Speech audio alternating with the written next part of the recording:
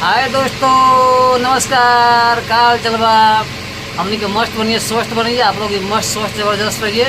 और एक बहुत अच्छी खुशखबरी है हम लोगों के लाइफ में, और हम चाहते हैं कि आप लोग भी खुशखबरी को सुनने को मिले। और आप लोग ना प्यार आशीर्वाद जरूर दीजिए ताकि सब कुछ अच्छा हो, सब कुछ बढ़िया से हो।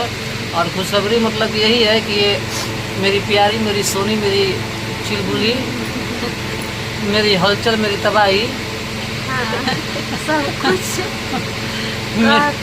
मेरी वंदे भारत एक्सप्रेस, इनका मतलब कि बाबू होने वाला है।